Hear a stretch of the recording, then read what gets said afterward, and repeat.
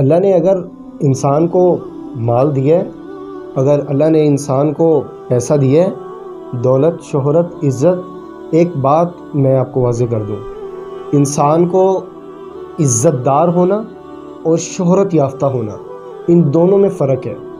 آپ نوجوان آج کی نسل جو ہے وہ دیکھتی ہے، یار فلاں کے پاس گاڑی ہے، فلاں کے پاس BMW ہے، فلاں کے پاس فراری ہے، تو بہت ساری گاڑیاں ان کا مالک ہے وہ، اور اس کے پاس بہت سارا پیسہ ہے، تو یہ صرف شہرت کے زمرے میں آتا ہے، یہ عزت دار ہونے کے، معزز ہونے کے زمرے میں نہیں آتا، کیونکہ اللہ تعالیٰ نے فرمایا وَتُعِزُّ مَن تَشَاءُ وَتُذِلُّ مَن تَشَاءُ کہ میں عزت بھی دیتا ہوں اور ذلت بھی دیتا ہوں۔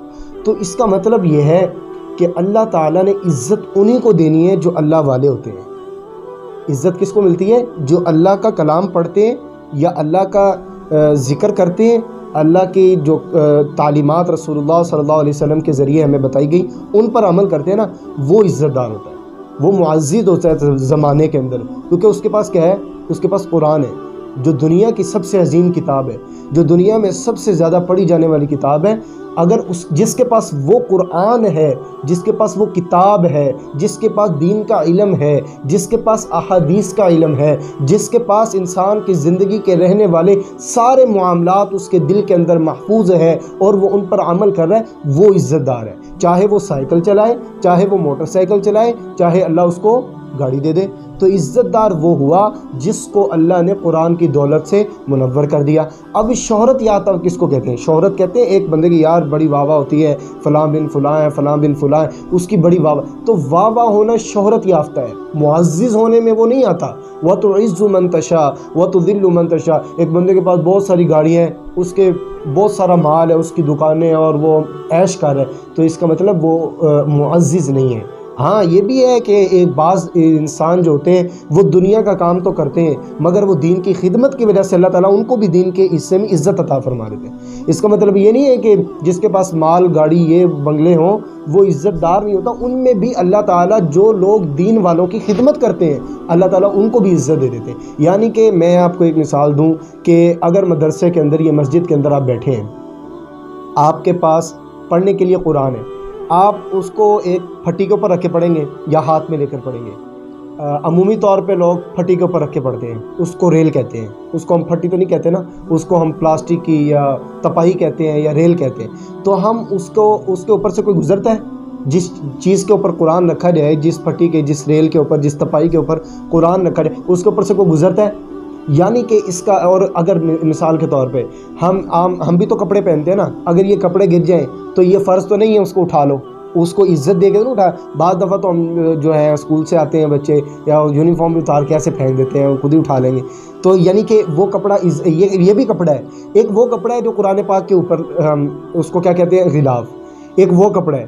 یعنی کہ اللہ تعالیٰ نے یہ بھی لباس ہے، وہ قرآن کا لباس ہے، مثال دے رہا ہوں، یہ ہمارا لباس ہے، وہ قرآن کا لباس ہے جس سے قرآن کو ڈھانپ کر رکھ دیا جاتا ہے، اور یہ بھی ہمارا کپڑا ہے اور یہ قرآن کا۔ یعنی کہ جس چیز کو قرآن چھو لے یا جس کو قرآن مل جائے، کپڑا ہے اس کو پھینک دو، کوئی فرق تو نہیں پڑے گا، لیکن غلاف کو پھینکو گے تو فرق پڑے گا کہ نہیں؟ تو یعنی کہ جس چیز کو قرآن مل جائے وہ زمانے میں کیا ہو جاتا ہے؟ معزز ہو جاتا ہے، وہ عزت دار ہو جاتا ہے۔ تو جو تپائی ہے، جس کے اوپر ریل کے اوپر قرآن رکھتے ہیں، کوئی اس کے بچہ بچی کوئی بھی ہو، بڑا چھوٹا بوڑھا، ٹھیک ہے، کوئی اس کے اوپر سے گزر کے نہیں جاتا، کیوں؟ کیونکہ اس کے اوپر کیا رکھتے ہیں ہم؟ قرآن۔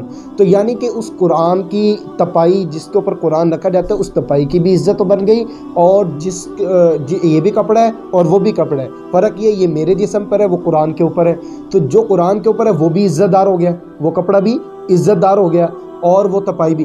یعنی کہ جس کو قرآن مل گیا، جس کو قرآن مل گیا وہ کیا ہو جاتا ہے؟ عزت دار۔ اللہ اس کو اتنی عزتیں دیتے ہیں۔ اس کا مطلب یہ ہے کہ اگر کوئی دنیا دار ہے، وہ دنیا کا بزنس مین ہے، وہ دنیا کا بہت بڑا انسان جو بزنس اس کا پھیلا ہوا ہے، اس سے فرق نہیں پڑتا، مطلب اس سے ہے کہ اس کے اندر قرآن کی محبت کتنی ہے۔ تو جس کو بھی قرآن ملا، جس کو بھی قرآن سے تعلق جس کا بھی جڑ گیا، وہ انسان معاشرے میں کیا ہو جاتا ہے؟ عزت دار ہو جاتا ہے۔ اور شہرت کہتے ہیں، شہرت مثال گاڑی بھی ہے، پیسہ بھی ہے، اور وہ دنیا میں گھما ہوا ہے، وہ دنیا کے اندر لگا ہوا ہے، تو وہ اس کو عزت دار، اس کو معزز نہیں کہیں گے، اس کو ہم کہیں گے یار یہ دنیا دار ہے، ٹھیک ہے نا۔ اب بعض میں نے دیکھا کہ لوگ ہوتے ہیں جب کہ پروگرام ہوتا ہے دینی مذہبی یا آپ اسکول کے پروگرامز لگا لیں، یونیورسٹی کے اندر لگا لیں، تو میں دیکھتا ہوں اکثر دنیا داروں کی بڑی عزت ہوتی ہے، وہاں پر آتے ہیں تو ان کو بڑا پروٹوکول دیا جاتا ہے، اور جب دیندار آتے ہیں ان کو بھی بڑا پروٹوکول دیا جاتا ہے۔ تو اس کا مطلب یہ ہے کہ جو دنیا دار دنیا میں رہتے ہوئے دین سے جڑ گیا، قرآن کی اس نے رسپیکٹ کی، قرآن کو پڑھنے والا بن گیا، قرآن کو اپنے سینے کے ساتھ لگانے والا بن گیا، تو وہ کیا ہو جائے گا؟ عزت دار۔ اس لیے ہمیں چاہیے کہ ہم معاشرے میں رہتے ہوئے جو ہماری ترقی کا، جو ہماری عروج کا اور ہمارے جو ہے پاورفل ہونے کا نسخہ ہے، وہ کیا ہے؟ قرآن کریم۔ اگر ہم اس کو تھام لیں گے، اس کو پڑھ لیں گے، اس کی عزت کر لیں گے، تو ہم بھی زمانے میں عزت دار ہو جائیں گے۔ اور عزت اللہ کے ہاں ہوتی ہے تقویٰ کی بنیاد پر۔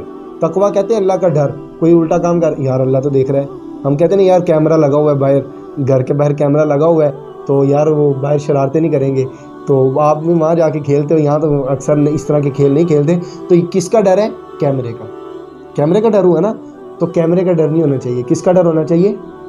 اللہ کا ڈر، کہ اللہ تو دیکھ رہے ہیں نا، ہم نماز پڑھ رہے ہیں، ہم قرآن پڑھ رہے ہیں، ہم کیسے ماں باپ کا ادب کر رہے ہیں، کیا کر رہے ہیں، تو کون دیکھ رہا ہے؟ اللہ۔ جس کے دل میں اللہ کا ڈر ہو گیا، اللہ کے ہاں وہ عزت دار بن جاتا ہے۔ اللہ ہمیں ایسا عزت دار بنائے جو دین پر عمل کر کے اللہ سے عزت کا حامل بن جائے۔